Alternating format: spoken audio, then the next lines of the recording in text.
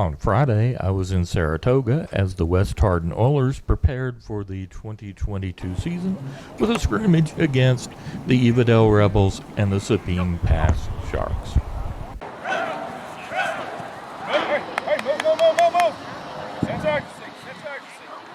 After the scrimmage, I caught up with head football coach AD George Taylor, receiver cornerback Kade Brackin, defensive lineman Mason Wells, and quarterback Kyle Taylor to discuss the Oilers' return to UIL play, goals for the upcoming season, the results of the scrimmage, and key players on the team.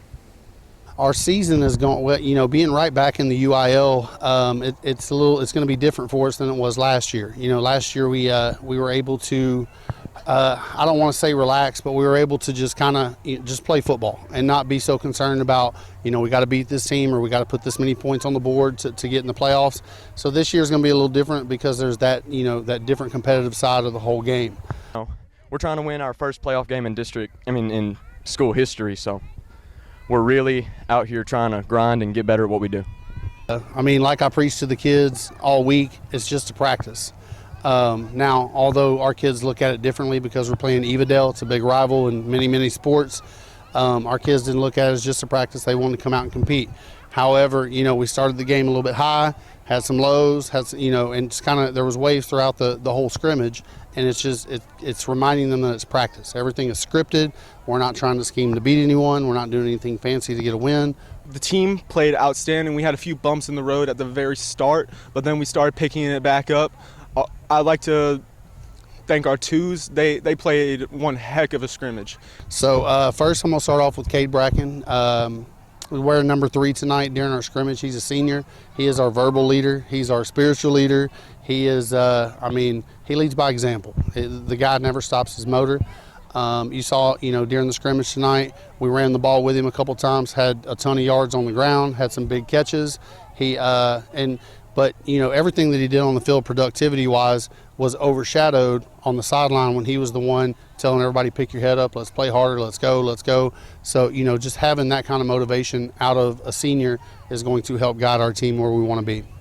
And he's just a really good leader on the team. He keeps that motor never stops.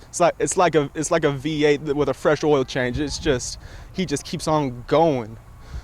One person that really has an impact on the team is Kade Brackin. He's one of our seniors.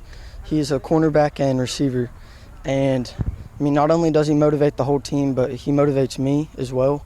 He really helps me get through a lot of my mental breakdowns, and he's there through every high and low. Next, I'm going to talk about our defensive end. His name's Mason Wells. He wore number 17 tonight.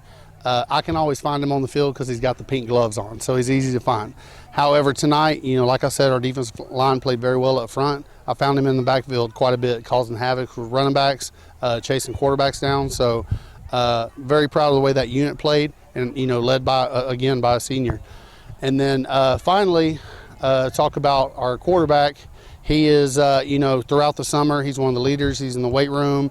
He's the one, sending messages out to kids like, hey, let's go to the field, turn the lights on, let's throw the ball around.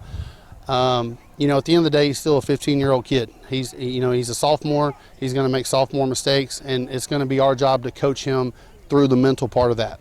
I played okay. I definitely have a lot of work to do. I need to get in the film room a lot more. I need to be on the weights a lot more. And I definitely have a lot more throwing to do. I have a lot of room to grow, and I expect myself to grow into it. The Oilers opened the season Friday, August 26th at Coleman's Mill, and they open to a D1 District 12 play hosting Centerville on Friday, October the 17th. For TXHSFB.net, this is Tony Blaylock.